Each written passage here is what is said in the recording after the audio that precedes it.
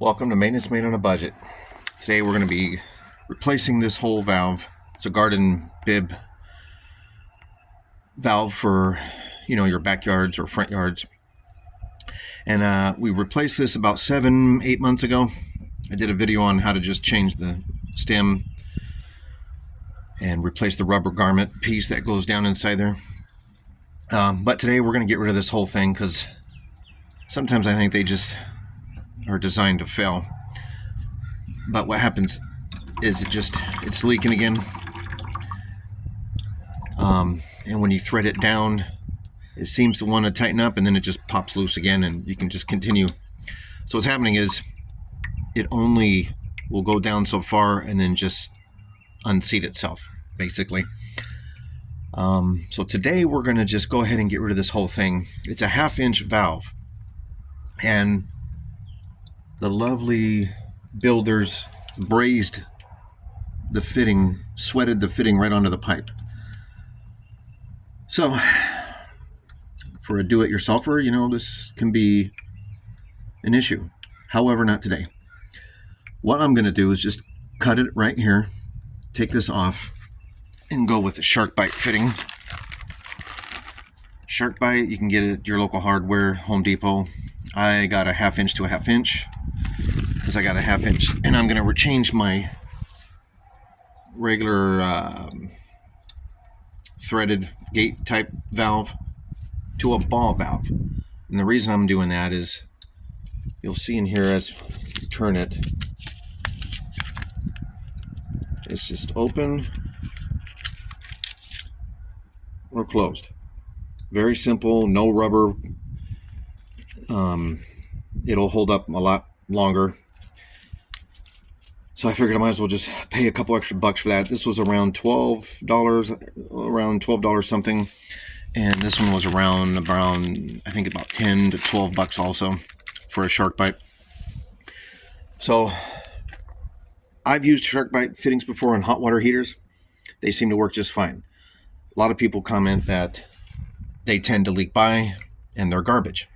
I don't necessarily I haven't experienced that. However, again, I am not a professional plumber. I'm a do-it-yourselfer. And on that, if you find this video helpful, please hit the like button and subscribe to my channel if you get any insight out of this video. I do all things on a budget, maintenance-wise, from plumbing to auto mechanics and everything in between that I can figure out. These videos that I make are just for informational purposes only. Do not do things without researching yourself. All right. So I've already shut the water off, and now what I'm going to do is basically just get right up on there. And I don't have any power tools today, so I'll be doing it by hand. But, what you're going to want to do is cut as straight as possible, straight down, right? So just kind of going like that. And I'll spare you the boredom of cutting. So I'm going to go ahead and get this done. Okay, so I got it cut off. It's just a copper pipe, and then what I'm going to do is get some sandpaper and sand all the way around, get that smooth. Try to clean out the middle part best you can. And then we'll put on of course my sandpaper's getting eaten up by the water. Okay, so we got it all sanded down, clean as we can get it, making sure it's all smooth around here. No burrs from when you cut it. Nice and smooth. Now in this particular fitting, you got the SharkBites. So how it works is you press it, and those little teeth in there lock in on the copper pipe. It just this particular application cannot exceed 250 psi. A home water pressure system should be 40 to 60 pounds per square inch. 40 psi to 60 psi. So you're nowhere in the range of 250 psi. And So you get it kind of started, and then you just try to, see if I can do this with two hands here. You just try to,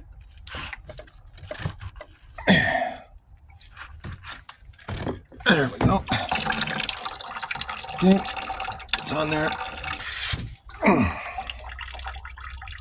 And then get, obviously, my valve.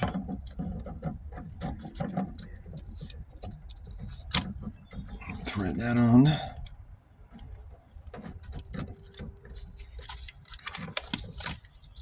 So just get it threaded on first. Okay. All right, there's the finished product.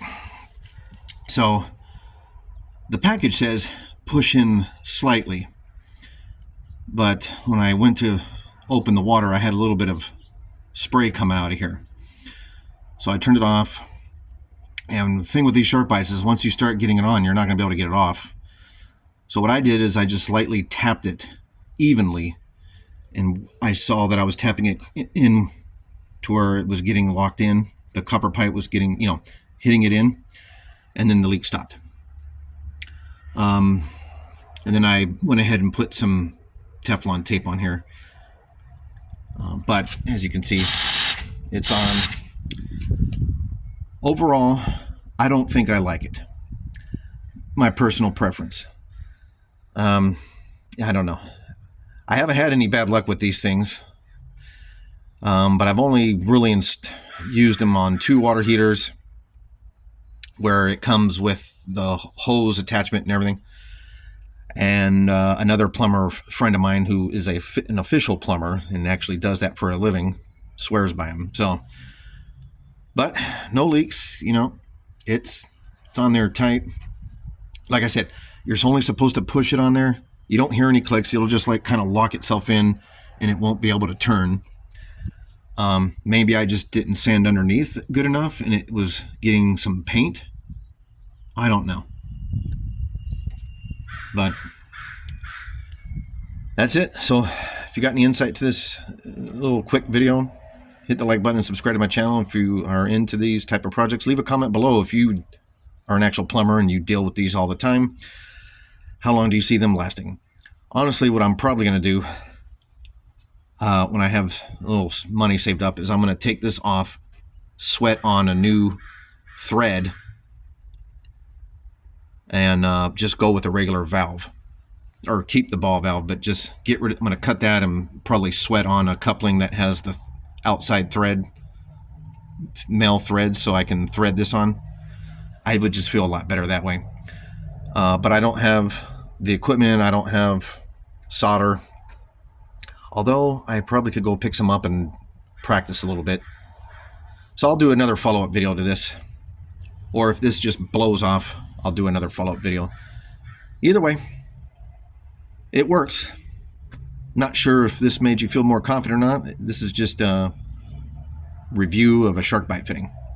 You make your own decision. All right, take care.